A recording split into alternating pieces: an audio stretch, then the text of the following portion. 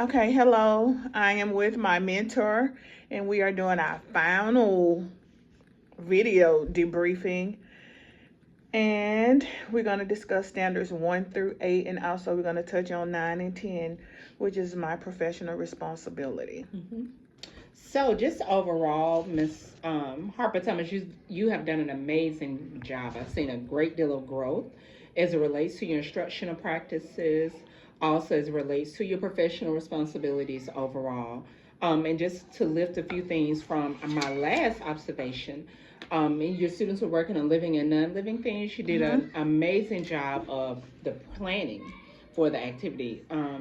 You had sorting activities available. Your students were able to select items and give you a definitive answer as to why it's living or non-living, which meant that you had done a lot of preparation behind the scenes and really had some exposure to what makes things living and non-living.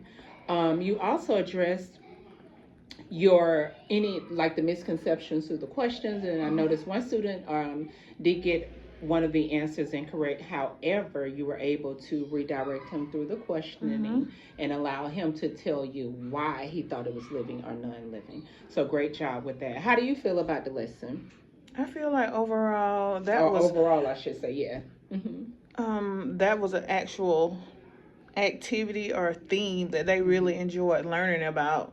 A living thing versus a non-living thing, and they learned that we were actually a living creatures, and how they grow. All living things grow, and that they were a baby, and that was a good lesson.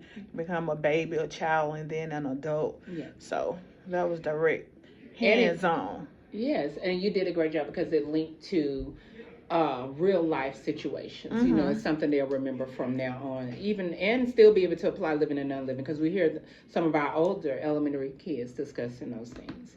I also noted too how you were able to provide visuals. The student had a video, they had pictorial representation, they also had hands-on practice for their own T-charts that they created, which ties into how you were able to link each one of the tasks, the standards that we have or that we've gone over during the time that we've been working together.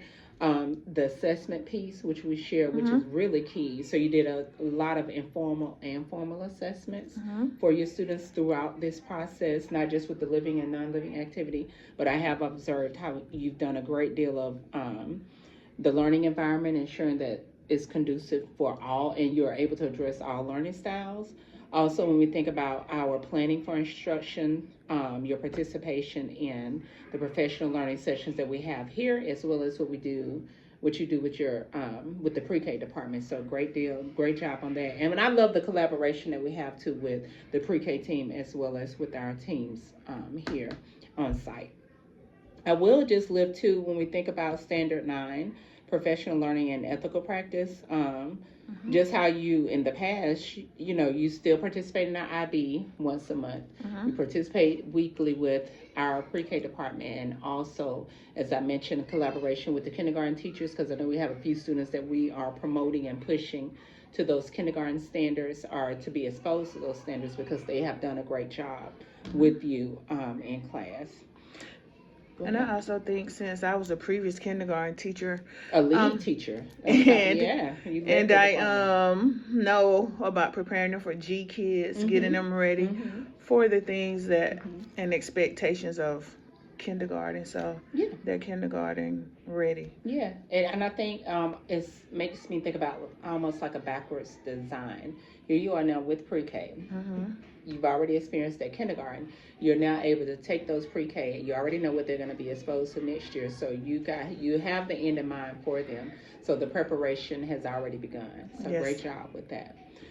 With Standard 10, the leadership and collaboration, last year, as I mentioned, you served as the grade level chairperson, and you're actually over events and committees now. You do a great job with preparing for our awards day programs, getting everything physically appropriate for the classes, and even having the decor together, and which goes into play of how you're able to collaborate with the various teams from pre-K all the way up to 5th grade. So great job with that.